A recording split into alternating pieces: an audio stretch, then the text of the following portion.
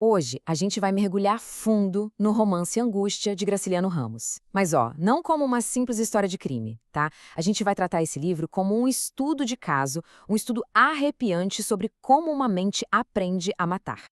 A ideia central é essa aí, olha. O romance, no fundo, é sobre a formação de uma mentalidade. Uma mentalidade onde a violência vira uma solução, sabe? Quase um método para lidar com a vida.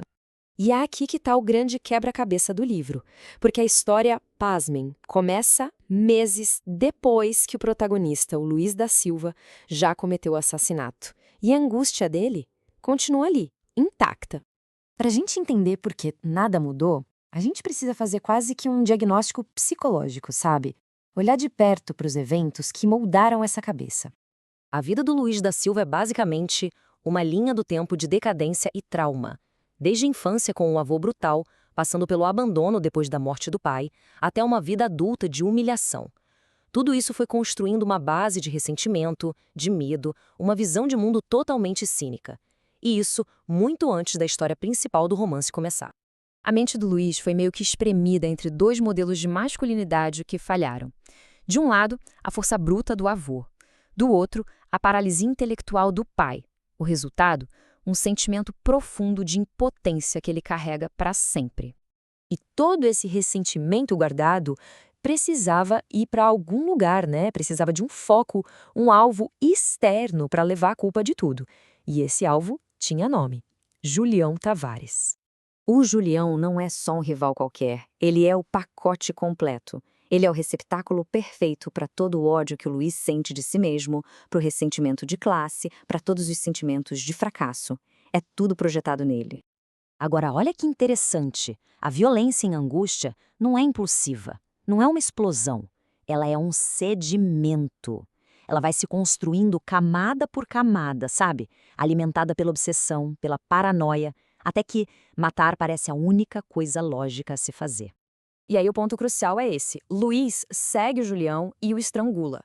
Naquele momento ele sente um êxtase, um alívio, ele realmente acredita que finalmente curou a própria angústia. Só que é aqui que vem a genialidade da estrutura do romance. A grande reviravolta. O narrador que a gente encontra logo na primeira página é o Luiz da Silva meses depois do crime. E ele não está transformado, não está redimido. A angústia dele tá ali, do mesmo jeitinho, intacta. Isso só pode significar uma coisa: o Julião nunca foi a causa real do problema. Ele foi só o primeiro alvo conveniente que apareceu para um mecanismo psicológico que já existia dentro do Luiz. E com o Julião fora de cena, essa máquina de ressentimento não para de funcionar. Ela só encontra um novo alvo. E o que é mais fascinante aqui é que o padrão psicológico é idêntico. O ressentimento do Luiz simplesmente se desloca para Marina, a ex-noiva. A vigilância, a paranoia, a mania de culpar o outro. O método é exatamente o mesmo, ele só trocou o alvo. Marina se torna a nova culpada, a nova responsável por toda a confusão interna dele. Isso prova que a violência não resolveu absolutamente nada. Ela só reiniciou o ciclo. E é isso que nos leva à conclusão, que é sinceramente de arrepiar, do romance do Graciliano Ramos.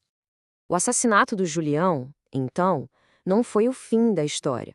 Foi a confirmação de um método.